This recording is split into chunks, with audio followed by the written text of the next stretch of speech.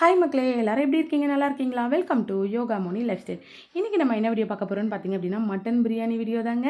So ரொம்ப நாளாக ஆசைப்பட்டு செய்யணும் எதிர்பார்த்துக்கிட்டே இருந்தாங்க. அதுக்கான நாள் இன்றைக்கி தான் வந்திருக்கு போல இருக்குது. ஸோ அதனால் காலையிலேயே கடைக்கு போயிட்டு மட்டன்லாம் வாங்கிட்டு வந்து வச்சாச்சுங்க. அதை க்ளீன் பண்ணி ஒரு 2 விசில், அதாவது வந்து ஒரு 3/4 பதத்துக்கு வந்து வேக வச்சு எடுத்து வச்சாச்சுங்க. அதே குக்கரில் 2 ஸ்பூன் அளவுக்கு நெய் சேர்த்துக்கோங்க. தேவையான அளவு எண்ணெய் சேர்த்துச்சு. எண்ணெய் நல்லா ஹீட் ஆனதுக்கப்புறமா பிரியாணி இலை, பட்டை, கிராம்பு, ஏலக்காய், ஸ்டார் பூ இதெல்லாமே சேர்த்து நல்லா வந்து கிளறி விட்டாச்சுங்க. அதுக்கப்புறமா ஒரு 3 பெரிய சைஸ் வெங்காயம் எடுத்துருக்கேங்க. அதை நீட் வாக்கில் கட் பண்ணியிருக்கேங்க. அதையும் வந்து இதில் சேர்த்துட்டு நல்லா வந்து வதக்கி விட்டுருக்குங்க. பிரியாணி பொறுத்த வரைக்கும் வெங்காயம் அதிகமாக சேர்த்துக்கோங்க. அது மட்டும் இல்லாமல் வெங்காயம் வதக்கிறது வந்து கோல்டன் கலரில் வர அளவுக்கு நல்லா வந்து வதக்கிடுங்க. அதுதான் பிரியாணியோட டேஸ்ட்டை நல்லா சூப்பராக எடுத்து கொடுக்குங்க. அதுக்குன்னு கருக விட்டுறாதீங்க. அப்புறம் பிரியாணியோட டேஸ்ட்டே வந்து மொத்தமாக வந்து ஸ்பாயில் ஆயிரும். கருக விட்டிங்க அப்படின்னா கசந்து போயிடும், சரிங்களா? அதனால் வந்து அந்த கண்ணாடி பதம் வந்ததுக்கப்புறமா அடுப்பை கம்மியாக வச்சுட்டு அந்த ஹீட்லேயே வந்து வெந்து வந்துடுங்க. இப்போ பாருங்கள், கோல்டன் கலர் வந்ததுக்கப்புறமா இஞ்சி பூண்டு வந்து அரைச்சி வச்சுருக்கோம் பார்த்தீங்களா, அதை வந்து சேர்த்துக்கலாங்க. அதோட பச்சை வாசனை போகிற அளவுக்கு நல்லா வந்து வதக்கி எடுத்துக்கலாங்க. இப்போ பாருங்கள், நல்லா வந்து வதக்கி விட்டாச்சுங்க. அதே மாதிரி ஒரு 3 பெரிய சைஸ் தக்காளி வந்து எடுத்துருக்கேங்க. அதையும் வந்து நீட்டு வாக்கில் கட் பண்ணியாச்சுங்க. அதையும் இதில் சேர்த்து நல்லா வந்து வதக்கி எடுத்துக்கலாங்க.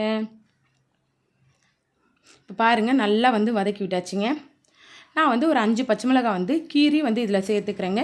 நீங்கள் உங்களோட காரத்துக்கு ஏற்ற மாதிரி வந்து சேர்த்துக்கோங்க. நான் 5 பச்சை மிளகாய் வந்து சேர்த்துருக்கேங்க. அதையும் சேர்த்து நல்லா வந்து கிளறி விட்டுருக்கோங்க.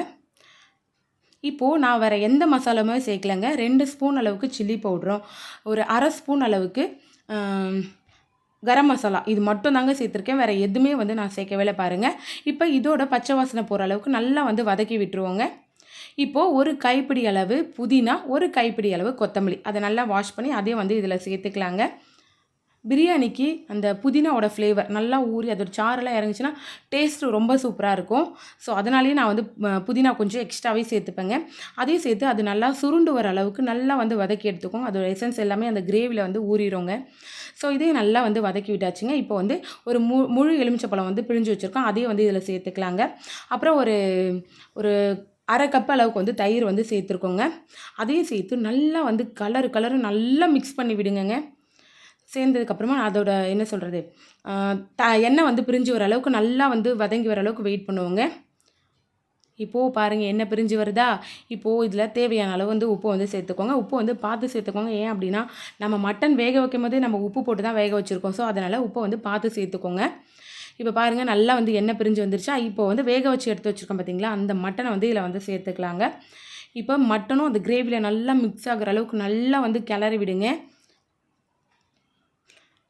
அதோட எசன்ஸ் ஃபுல்லாக அந்த மட்டனில் ஊறுற அளவுக்கு நல்லா வந்து கிளறி விடுங்க.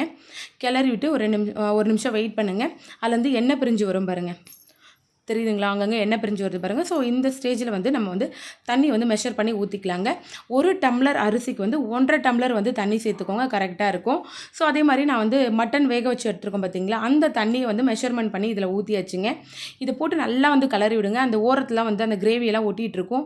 அதெல்லாம் நல்லா மிக்ஸ் ஆகிற அளவுக்கு நல்லா வந்து கலந்து விட்டு ஒரு 3 நிமிஷம் வெயிட் பண்ணுங்கள். அதுக்குள்ளே பாருங்கள், இந்த தண்ணி வந்து நல்லா கொதிச்சு வந்துருச்சு பாருங்கள். இப்போது இந்த ஸ்டேஜில் உப்பு காரெல்லாம் இருக்கான்னு பார்த்துட்டு நம்ம ஊற வச்சு வச்சுருக்கோம் பார்த்தீங்களா, அந்த பிரியாணி அரிசியை வந்து இதில் சேர்த்துட்டு நல்லா வந்து கலந்து விடுங்க.